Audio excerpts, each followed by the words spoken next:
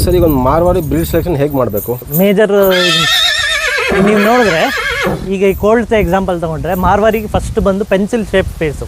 ಏನು ಮೇಲಿಂದ ನೋಡ್ತೀರಾ ಫೋರ್ ಹೆಡ್ಡು, ಮುಂದೆ ಬಂದು ಚೂಪಿಗಿರ್ಬೇಕು. ನೀವು ಈಗ ಪೆನ್ಸಿಲ್ ಶಾರ್ಪ್ ಮಾಡಿದ್ರೆ ಏನು ಶೇಪ್ ಬರುತ್ತೆ ಆ ಥರ ಬರಬೇಕು ಬಂದು ಚೂಪ್ಗೆ. ಕಣ್ಣು ಏನಂತಾರೆ, ಇದು ಬಾದಾಮಿ ಶೇಪ್ ಬರಬೇಕು ಮಾರ್ವಾರಿಗೆ, ಪ್ಯೂರ್ ಕಿವಿ ಬಂದು ನಿಮ್ಗೆ ಹಿಂಗೆ ಟಚ್ ಆಗಬೇಕು, ಹಿಂಗೆ ಅಥವಾ ಹಿಂಗೆ.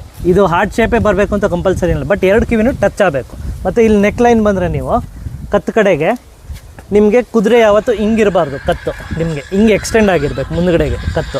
ಗಂಡು ಕುದುರೆಗೆ ನಿಮಗೆ ಬ್ಯಾರಲ್ಲು ಮತ್ತು ಪುಟ್ಟ ಇಂಪಾರ್ಟೆಂಟು. ಪುಟ್ಟ ಅಂದರೆ ಹಿಂದ್ಗಡೆ ಇದು ಬ್ಯಾಕ್ ಪೋರ್ಷನ್ ಏನಿರುತ್ತೆ ಪಂಚಮಿ ಅಂತಲ್ಲ ಆ ಥರ. ಹೌದು, ಸಿಮಿಲರ್ ಅದೇ ಥರ. ಮತ್ತು ಸ್ಕಿನ್ ಕ್ವಾಲಿಟಿ ನಿಮಗೆ, ನಿಮ್ಮ ಬ್ಲಡ್ ಲೈನ್ ಅಂತ ಅದು ಗೊತ್ತಾಗೋದು ಸ್ಕಿನ್ ಕ್ವಾಲಿಟಿಲಿ. ಎಷ್ಟು ತೆಳ್ಳಗಿರುತ್ತೆ ಸ್ಕಿನ್ನು ನಿಮಗೆ ನೋಡಿದ್ರೆ ಸ್ಕಿನ್ನು ಅಷ್ಟು ನಿಮಗೆ ಕ್ವಾಲಿಟಿ ಅಂತ ಹೇಳೋದು ನೋಡಿದ್ರೆ ಚೆನ್ನಾಗಿರ್ಬೇಕು ಈ ಥರ. ಹೌದು. ಮತ್ತು ಕುದುರೆ ನಿಮಗೆ ನೀರು ಚೆನ್ನಾಗಿ ಕುಡಿದಿದೆಯೋ ಇಲ್ವೋ ಅಂತ ಸ್ಕಿನ್ ಎಳ್ದಾಗ ಗೊತ್ತಾಗದು. ಸ್ಕಿನ್ ಎಳೆದು ಬಿಟ್ಟರೆ ಹಿಂಗೆ ಅಲ್ಲೇ ಮಾರ್ಕ್ ಆದರೆ ನಿಮಗೆ ಕುದುರೆ ನೀರು ಸರಿಯಾಗಿ ಕುಡ್ದಿಲ್ಲ ಅಂತ.